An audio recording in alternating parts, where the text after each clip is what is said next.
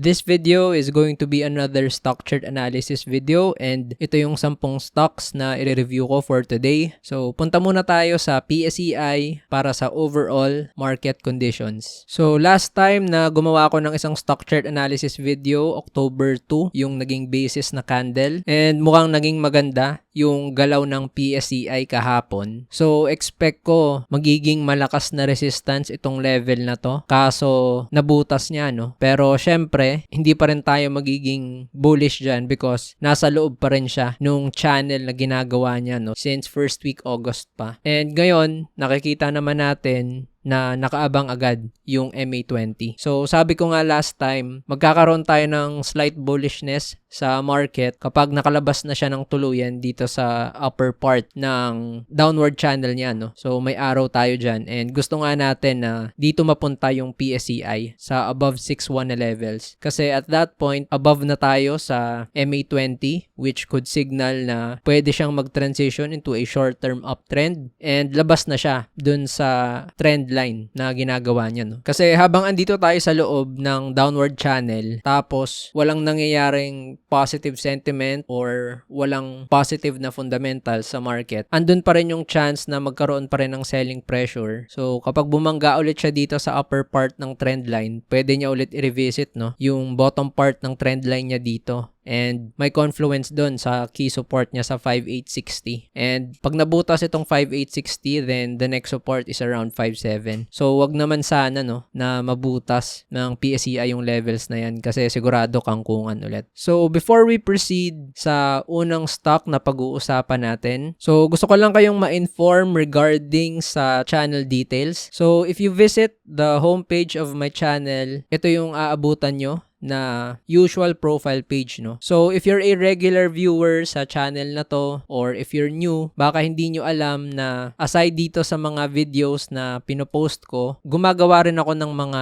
posts for special announcements and updates, no, na related dito sa channel. So, all you have to do is click this tab, yung post tab or community. So, pag clinic nyo yan, dadalhin kayo dito sa page na to kung saan makikita nyo yung mga bagong announcements ko, no? Dito ako nagpo-post ng schedule ng video na i-upload ko. And ito nga yung mga recent na post ko and updates, no? So, yung pinaka-recent, nagkaroon kasi ako ng issue sa Gmail account na ginamit ko para sa pag-process ng applications. So, ito yan. And yung reason is probably because nagkaroon ng maraming messages, no, in a span of a short period of time lang. Kaya baka na-flag ni Google na may problema doon. And as of October 4, ang advice sa akin mag-relogin ako sa account ko after 2 to 3 days. So, baka October 6 or 7 ko pa ma-access ulit yung email. Pero meron naman tayong backup na email. So, ito yan, yung andito sa baba. So, if you're able to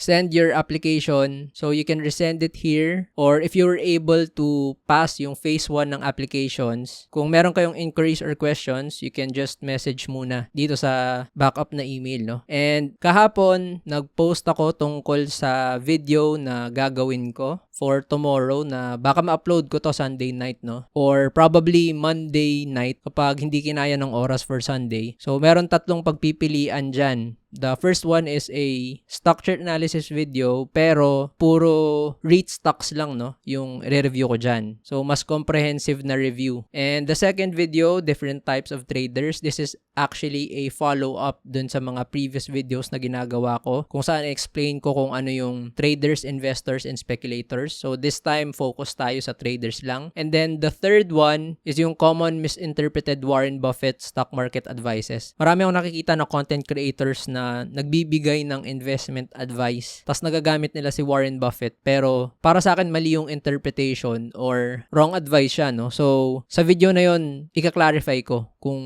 ano yung mga nakikita kong maling advice when it comes to acknowledging or referring to Warren Buffett. So, 3 yan na video na pagpipilian kung alin yung gusto nyong makita. The results will be tallied until tonight. So, balik tayo sa charts and puntahan natin yung unang stock na i-review. So, that's Monday. So, Monday Nissin Corporation. Tanda ko na-review ko to at napag-usapan ko to before. Siguro nagkaroon lang ng reset sa pag-plot ko ng charts. So, i-adjust na lang natin ulit yung mga key levels. So, for Monday, SPY, since it's one of the blue chips, no, mga first liner na stocks natin dito sa stock market, hindi nakaligtas sa bentahan na nangyari sa PSEI. So, ever since first week of August, no, downtrend talaga siya. And it looks like sa channel din siya gumagalaw. So, if you're going to use this swing high, so kitang-kita yan na nasa channel nga siya. And currently, it's resisting at talagang tumatapik siya dun sa upper part ng trend line ng channel niya, no. So, kita naman natin, ito yung point A ng upper part and then point B. And this is the bottom part na trend line, point A and point B. So, immediate resistances and supports can be the trend lines na na-identify natin. So, ngayon, mag-identify tayo ng key levels for the support. So, kitang-kita, several swing lows here. So, yung double bottom, naging triple bottom. Tas ngayon, quadruple bottom, no? So, ito, unang support. Tapos, pangalawa, pangatlo. Tapos, ito yung pang-apat. So, on the medium term to long term na galaw ng Monday, nasa isang malaki siyang consolidation, no? And this consolidation has been going on since the first week of the year, January 2, itong 52-week high niya. So, wala na siyang ibang ginawa kundi magkaroon ng consolidation dito. And yung short term na galaw niya, yung downtrend na, yung downward channel niya, no? So, for the resistance of this stock, syempre yung immediate resistance natin, itong downward channel niya, yung trend line. Pero for the R1, I'm going to use this point A ng trend line niya sa 7.56. So, yan yung ating R1. And kita naman natin dito na meron tayong double top na resistance sa 8.15. So, syempre, yan yung ating R2. And of course, the range high sa 8.60. Yan yung R3. So, isang tingin pa lang, alam na natin, sobrang kapal ng mga resistances ng Monday. So, bukod sa tatlong na-identify natin na structure resistance, nakaabang agad yung MA50 tsaka MA100. So, ako, slight bullishness kapag nakalagpas siya dito sa upper part ng kanyang trend line. And if it makes a close above R1, this might make the stock transition into a short-term uptrend. Pero ang maganda talagang abangan dito sa Monday is kapag nalagpasan niya yung R2 tapos hindi na siya bumabalik sa ilalim, no? So, I need to see Monday close above 815 price area tapos hindi na siya bumalik sa ilalim, because if that happens, it means pwede siyang nagbe-build up ng support inside the range at the upper part. Tapos pag nag-breakout siya dito sa R3, para sa akin, magandang galaw yan. It could be the sign of the reversal ng stock na to. Pero sa ngayon, with how the market is doing, mukhang malabong mangyari, no? It will probably take weeks and months before niya magawa yan. Pero yan yung mga dapat abangan na levels for Monday. So, next stock, UBP. So, for UBP, the last time that I reviewed this stock, medyo matagal na. So, 2 months ago pa, no? August 5. And na-identify ko nga dito yung mga key levels niya. So, S1, S2, and S3. So, nakikita nyo naman na nag-hold before sa S2 around second week of August. Pero dahil nga pababa yung market, mukhang nadamay siya. And sa ngayon, dito nga siya sa S3, nakakahanap ng support. So, since nag-breakdown na siya sa S2, makikita natin na nagre-resist talaga dyan. So, this means yung S2 natin, mako-convert na natin yan into a resistance by means of role reversal. And S3 will now become your S1. So, tatanggalin ko lang ng saglit yung mga MAs and this vertical line. So, you can see kung ano pa yung mga ibang drawings na nalagay ko dito before. So, ito kasi yung upper part ng trend line ng UBP. And I remember talking about this stock na it's creating a descending triangle. And na-mention ko doon na needs to break out of the upper part ng trend line niya in order to move higher or at least make a price rally. Kung hindi, pag nabutas yung descending triangle, of course, it will go sa key support areas. And ayun nga yung nangyari dito. Pumunta siya sa S3, which is now, of course, the S1. So, hindi na ginagawa yung descending triangle, but we can still extend this line. And kung makikita natin, nagkikreate pa rin siya ng resistance dito. So, may confluence nitong third week ng September sa R1, tapos dito sa upper part ng trend line niya. So, it's still following that move. So, tatanggalin ko na tong previous S1 and i-convert ko na yan, yung 32 na price level into R2. And itong R1 previously gagawin kong R3. And itong range na R2 gagawin ko ng R4 resistance yan. So, sobrang kapal ng resistances ng UBP, no? And there are two ways to look at this stock in terms of the pattern that it's creating. So, pag ginamit kasi natin itong level na to, kitang-kita naman na meron siyang downward channel na move. So, sinusundan niya lang yung area na to, which means the immediate support after the breakdown of S1 is the bottom part of the trend line. You can also look at it as a falling wedge. So, kung ito yung magiging basis natin ng point A, and then we're going to plot it here sa point B na yan, nakikita nyo yung ginagawa niyang falling wedge, no? Either way, both of these patterns are bearish. And in order to prevent the move going downwards, kailangan niyang makalagpas dito sa upper part ng trend line niya. Ang problema, ang dami agad nakaabang na resistances, no? So, even if it makes a breakout here, kung hindi ganun kalakas yung buying pressure, pwedeng mag-consolidate lang siya ulit sa levels na to or revisit again yung S1 or probably bumalik lang ulit sa upper part ng trend line. Pero mas better na yun yung gawin niya compared sa sundan niya yung downward channel na move, no? So, tingnan natin kung ano yung possible na S2 ng stock na to. So, meron ditong previous consolidation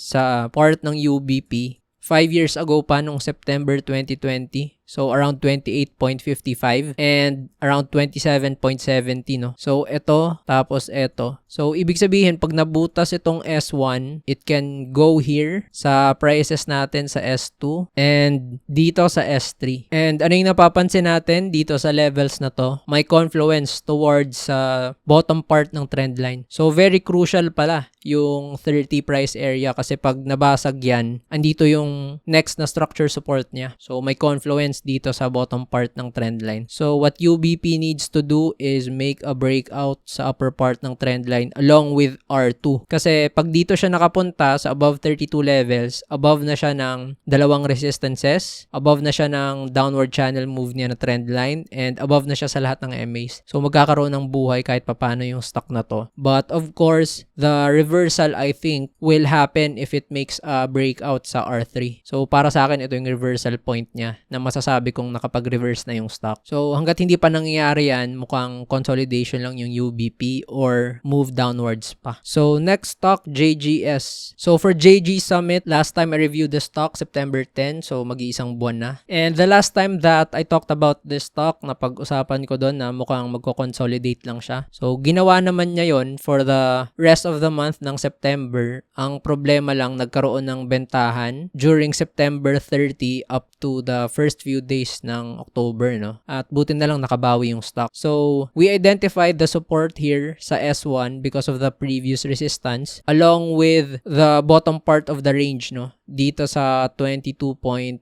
and 22.45 area. Tapos yung S2 support is the previous resistance here sa 21.85 and 21.95. And ano yung nakikita natin dito sa area na to? May confluence actually nung S2 and MA100 and along with the market, it made a bounce, no? So, around these levels, the stock is already up by nearly 10%. So, that's a good thing. Binalikan niya lang yung kanyang consolidation area. So, mukhang bear trap yung nangyari, no? Na-shake out yung mga nag-cut loss sa JGS kasi ang ganda nung bounce niya sa MA100. So, I think lalakihan ko lang yung consolidation na pwedeng gawin ng JGS. So, pwedeng dito na yung galawan niya na price. So, I'll remove this S1 because it looks like ito na yung magiging crucial support area niya eh. So, S1 at around 21.80 tapos yung bottom part ng range, no? So, mukhang dito gagalaw yung JGS for the next few days or weeks until it makes a breakout sa R1. So, ano yung possible S2 natin ngayon? Pwedeng itong level na to, yung S2, which is around 20.70. May previous support kasi dyan. So, ayan yung dapat natin abangan for JGS. And definitely, it looks like consolidation yung gagawin niya since prone to sa profit taking, no? Lalo na at pangit yung galaw ng market. Pero pag nagtuloy-tuloy siguro yung market, it's a possibility na i-test niya yung R1 na resistance. So, dapat patuloy nang mag-support yung MA100 sa stock na to. Dahil pag nabutas yung MA100, it will have a high chance to go back sa S2 or even break that price area. So, next up, Ayala Corporation. So, last time I reviewed this stock, August 22. So, 1 month and 2 weeks na. And clearly, you can see the drawings that I placed here. Nung time kasi na na-review ko siya, ito lang yung ginagawa niyang consolidation. And I remember talking about this stock na kapag nag-breakdown sa consolidation niya na to at patuloy yung breakdown, it can revisit S1, which happened after a few days. So, meron nga tayong arrows dyan, no? And nagkaroon siya ng consolidation for, I guess, 4 to 5 days. Pero ang nangyari, nagkaroon lang din ulit ng breakdown and may arrow papunta dito because this is actually S2. So, ayan, naka-plot, diba? And nag-support nga siya until September 16. Tapos, nag-breakdown ulit. And ano yung in-anticipate kong move niya? Sabi ko, pag nag-breakdown sa S2, pwede niyang revisit yung S3 or it can make a consolidation around this area. So, I guess, ang nangyari is nagkakaroon siya ng consolidation. Hindi siya diretsong nahulog sa S3 simply because the market had a recovery or bounce, no? So, syempre, AC being one of the big caps and part of the PSEI, syempre, nagkaroon ng recovery ng onte. So, ngayon, adjust natin yung mga key level. So, I'll remove the arrows here. Tapos, syempre, itong previous na S2, pwede na natin maging resistance yan. Tapos, tatanggalin ko na tong consolidation. So, irrelevant na yan ngayon. And, itong 540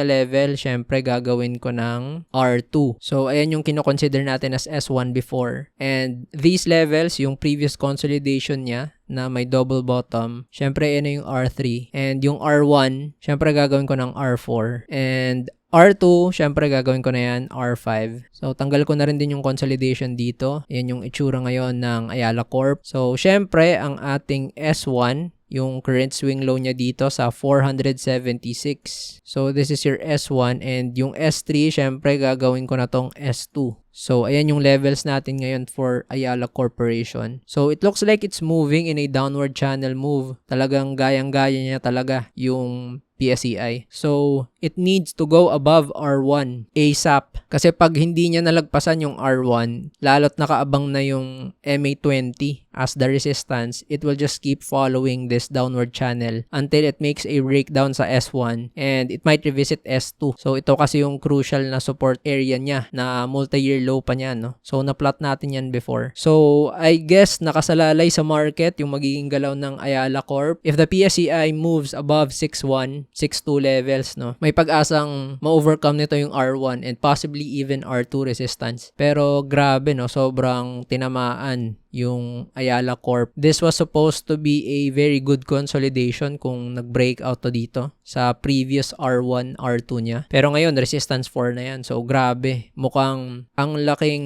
increase na positive fundamental sa market para ma-overcome nito yung R3 and R4 na resistances, no? So, this stock will make a very good move pag nalagpasan niya yung R4 which is above 600 levels. Pero hanggat hindi nangyari yan, mukhang patay lang itong stock na to. So, next up, Keeper. So, for Keeper, last time na na-review ko tong stock na to, August 22 pa. So, although matagal na, clearly wala ring difference masyado sa naging galaw ng stock kasi wala namang nagbago sa key levels niya, no? It was making a consolidation here sa gitna nung ginagawa niyang channel. And wala siyang ibang ginawa kundi mag-consolidate inside this channel. So, if we extend this, eto siya. So, ngayon, nagkakaroon siya ng support sa S1. So, it looks like it's creating a double bottom support. So, if it makes a breakdown sa S1, then next level to revisit is S2, which now has a confluence sa bottom part ng channel niya, yung bottom trend line. Tapos, clearly, meron tayong consolidation in the short term and medium term, no? Yung hindi lang maganda for Keeper is lagpas isang buwan na siyang nasa ilalim ng MA100, no? Ever since the breakdown sa area na to. So, for me, in order for Keeper to move higher, kailangan na talaga nitong makalagpas dito sa channel niya. Kasi, hindi ko gusto sloping downwards tong channel niya na to. So, pag nagkaroon ng malakas na selling pressure to, hindi ako magugulat pag nirevisit niya yung S2 tas S3. Kasi ang baba ng volume ng stock. Tapos, halos walang pumapasok, no? And of course, pag nag-breakout siya sa 2.92, then very bullish since it will be a 52-week high breakout ulit, no? So, ayun lang, dapat mag-support na itong S1 because if this makes a breakdown, sigurado punta to sa 2.35 to 2.27 na level pag walang buying pressure. So, next up, ABA. So for ABA, last time I reviewed the stock, medyo matagal na, July 18. So lagpas 2 months na, magti 3 months na. And yung last time na napag-usapan ko to, it was moving in a downward channel. Ang nangyari, nagkaroon siya ng breakout, pero short-lived lang because nag-resist, no, yung levels niya dito sa area na to. So mukhang may mga nag-break even sa area na to before. And yung na-plot nga natin na support 1 dito, ito kasi yung July 10 na candle, that's why may S1 dito. So, since nag-breakout dyan, tapos nag-breakdown, wala ring nangyayari. So, tatanggalin ko na yan. At hindi niya na nire-respect yung levels na yan. So, in this case, tatanggalin ko na rin yung downward channel move because hindi na yun yung ginagawa niya. And this area na na-plot ko before as S2, mukhang R1 levels na to ngayon eh. So, clearly nag-breakdown na siya. And the current support for this stock, I think, is ito, yung 47 price area because meron siyang previous resistance dyan. And the S2 for the stock, ito. Tapos yung R1, ito ng level na to. So yung 0.59. And for the R2,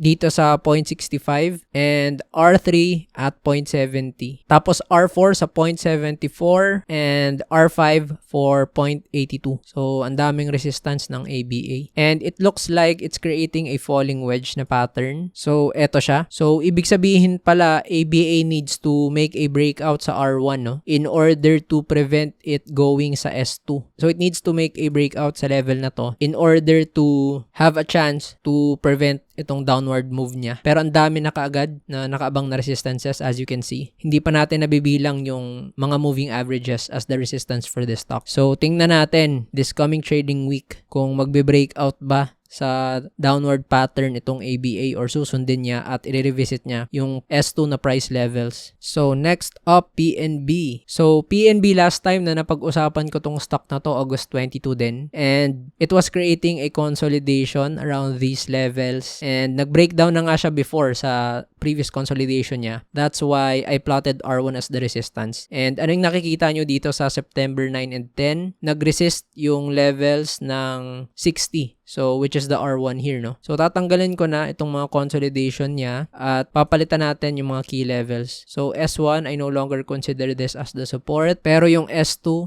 mukhang nire-respect pa niya yung support levels na to. So, i-maintain natin yan, yung S2. Pero this time, syempre, S1 na siya. And yung S3 levels, ito na yung gagawin kong S2, syempre. So, ang ginagawa ng PNB ngayon is a very large consolidation. Dito sa S1 at R1, ginagalawan niya and kita naman sumusunod yung mga MAs dyan. So, ibig sabihin nito, if PNB makes a breakdown sa S1, malapit agad yung S2. So, mukhang pupuntahan niya yung mas stronger na support, which is the S3 here. Tapos, posible din na puntahan pa niya itong price area sa 42 kasi ayan yung S4. So, hindi ko magugustuhan tong stock na to pag nag-breakdown siya sa S3. Kasi ang mangyari niyan, sloping downwards na lahat ng mga MAs, which means it can drag the price down further. So, ang dapat gawin ng PNB, mag-breakout na siya dito sa R1 para maging patuloy yung short-term uptrend niya, no? Pero with how the market is doing, mukhang mahirap. And parang walang sentiment na nilalabas for PNB para maka-attract ng mga buyers, no? And kitang-kita rin sa volume na halos walang nangyayari. That's why it's making a consolidation. So, I need to see PNB breakout from R1. And ayun yung possible na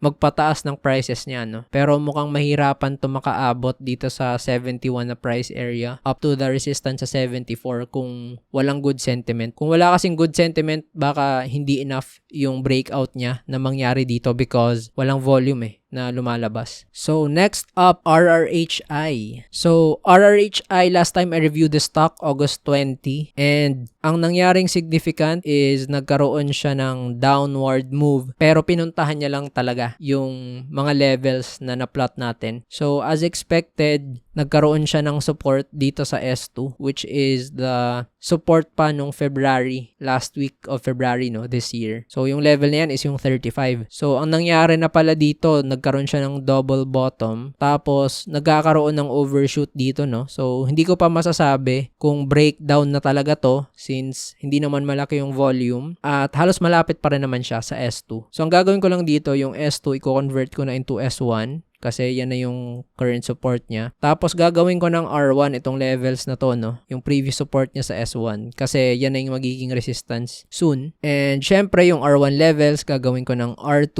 and yung R2 levels gagawin ko na tong R3 and this one R4 and syempre yung top ng range R5. I'm also going to remove the consolidation here kasi tapos naman na yan. So for RRHI, it looks like the S2 here is the bottom part of the range sa 33.80. So pag lumakas pa yung selling this coming week, hindi nakakagulat kung i-revisit niya yung S2. Ang masama dito pag nabutas talaga yung market up to 5.7 levels, no, baka mabentahan talaga tong RRHI and it makes a breakdown sa S2. So tingnan natin kung ano yung possible support nito pag nag-breakdown siya sa 33.80. So andito na tayo sa leftmost portion, no, ng RRHI and as you can see wala na pala, mas mababa sa 33.80. So actually this is an all-time low already for RRHI and mukhang delikado pag nabutas pa yung 33.80 because the next possible support is a psych support at 30 na levels. So psych support yan, no? Since wala na tayong structure support, we can only base it on a possible psych support as an area where traders can get the bounce or the recovery or rebound play. Pwedeng dyan sila pumasok. Or we can simply check the chart pattern target kung saan pwede pumunta yung RRHI pag malakas talaga yung selling pressure. So the high of the range is 42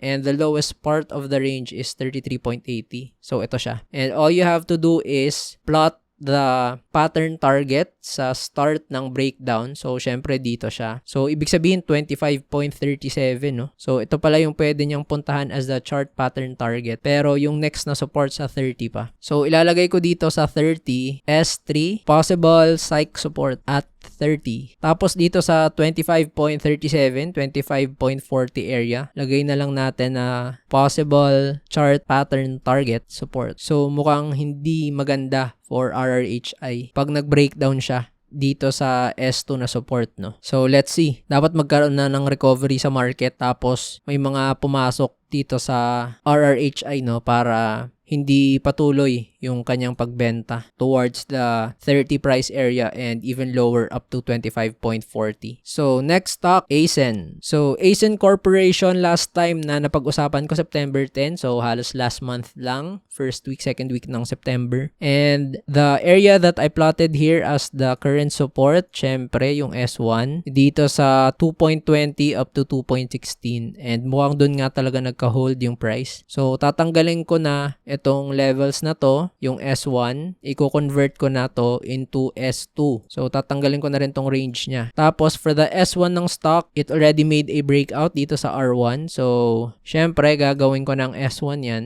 And I think the R1 for this stock is this level already sa 2.53. And yung R2 mukhang magiging range sa 2.69 to 2.76, no? And yung level na to, yung 3 up to 2.90, gawin ko na tong R3, yung range na yan. So, marami pa rin resistances na nakaabang sa ASEN. So, it's currently making a consolidation between your S1 and R1 na price area. So, ang gusto kong mangyari dito sa ASEN, malagpasan niya na yung 2.76, no? Magiging optimistic ako dyan. Kasi if that happens, it means it's ready in a short-term uptrend and it will also be above your MA100. Tapos, yung key price area niya, nalagpasan niya na. So, if this stock makes a breakout sa 2.76, it could possibly be the signal ng reversal ng stock. And definitely, if it closes above 3 at hindi na siya bumalik sa ilalim ng 3, yun na yung reverse talaga ng stock, no? So, this is a good move by ASEN because pababa yung market pero siya pataas, no? For the whole month of September, may up move talaga siya. So, worthy abangan in the coming days or weeks, no? Lalo na pag nagka-recovery sa market since this is a part of the PSEI. So, let's see kung kaya niyang lagpasan yung 2.76. So, next stock, MWC. So, for MWC, last time I reviewed the stock, August 13. So, almost 2 months ago. And yung ginawa kasi niya nun, that time was breakout dito sa R1. Tapos, pagka-breakout niya, ito yung candle niya, no? May follow-through ng August 13. And I have several drawings here Ito may box tapos may arrow up. So, this means I wanted for MWC to make a consolidation na tumaas siya ng tumaas dito, no? Kasi yung possible resistance nito, psych resistance at 50. So, ayokong dumire-diretso siya towards 50 kasi baka maging prone sa profit taking. That's why I made a box here na dapat ganito yung gawin niyang galaw. Mag-consolidate muna siya before niya i-test yung R3. Pero hindi man lang siya napagbigyan ng chance na gawin yung consolidation at the highs because nagkaroon ng bentahan, no? And the possible reason for that, down market and usap-usapan na mag-IPO yung Maynilad. So, of course, direct competitor nila. And somehow, nagkaroon siya ng support sa S1 pa rin, making this a triple bottom in the medium term. Possible catalyst nito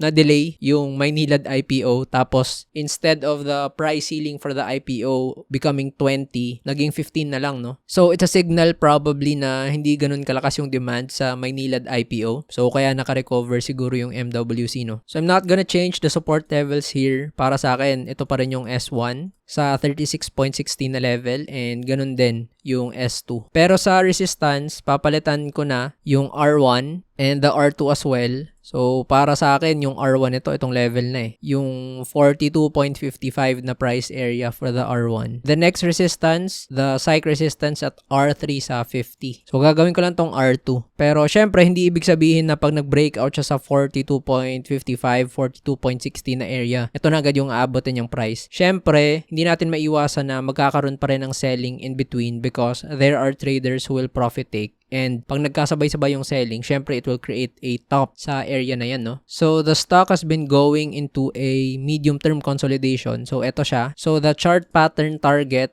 at these levels, eto. So, ipa-plot ko lang dito ulit. So, may possible chart pattern target pala tayo sa 48.40, no? So, ilalagay ko na lang dito. Possible chart pattern target. So, mukhang magkakaroon ng heavy selling dito sa 48.40 up to the 50 area. Also, aside from this consolidation, we can see that MWC is creating a possible head and shoulders na pattern. So, ito yung kanyang left shoulder. Tapos, ito yung head. And ito yung right shoulder. So, ibig sabihin, MWC needs to make a breakout sa R1 ASAP because if yung 4150 levels magkaroon ng resistance pag pumunta siya dyan, tapos pumunta siya dito sa ilalim, tapos mag-breakdown sa S1 and S2. So, titingnan natin yung possible chart pattern target downwards. So, this is the head. This is the right shoulder, so yung peak. So, ipa-plot lang natin dito yung possible breakdown sa S1. And ano yung level na pwede niyang puntahan?